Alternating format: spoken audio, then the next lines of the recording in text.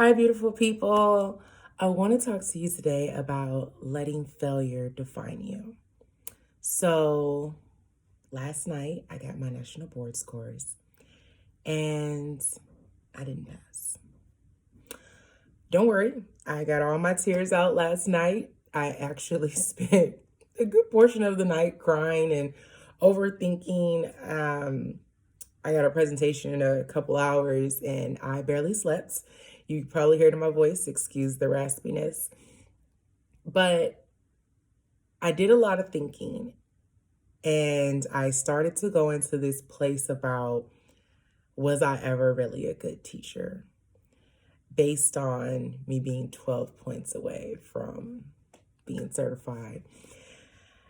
And it brought me to this conclusion, this overwhelming conclusion that I have to stop letting individual moments of failure be the end all be all.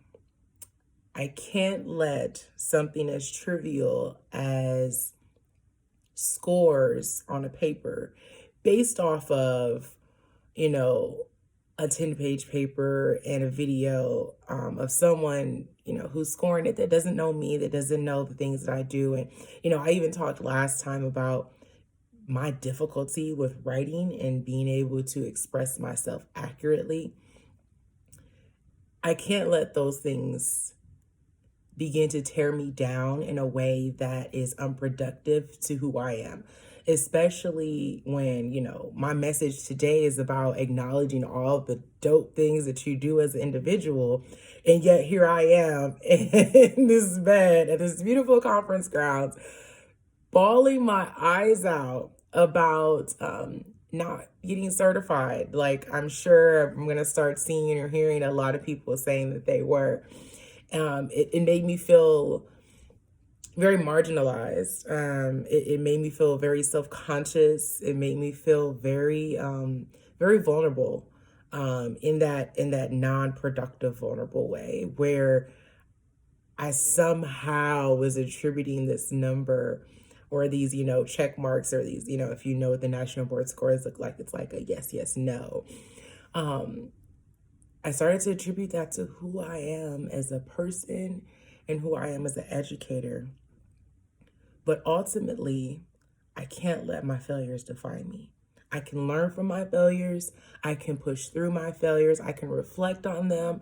I can just try to be an overall better person, but I cannot let them define me. I cannot let them dictate what will come next. And you know what? I take that back.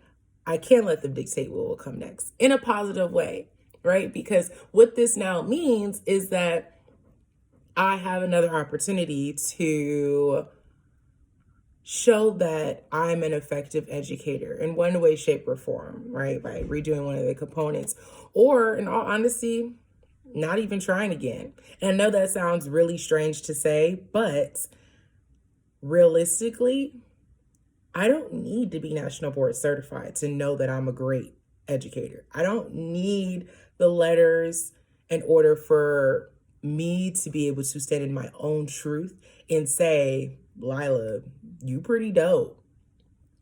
Or for other people to be able to acknowledge that in me. I don't have to let my failure define me. And as much as, I needed to get my tears out last night and I needed to get to this space where I'm at right now, because I wasn't here last night and I almost recorded last night and I said, nope, don't do it. You're not ready. I know how important the reflection was for me. I laid there for many, many, many hours and thought about things I could have done better, how I'm going to compare to other people, even though this is not a comparison game. But unfortunately, sometimes in our minds, we like to start playing the comparison game. At the end of the day, I'm going to walk out this door and I'm going to walk through a bunch of other doors and out another. I'm going to walk through a lot of doors right now before I get to where I'm going to present. And I have to continue to bring the same energy and the same confidence and the same passion to what I do, despite what those numbers said.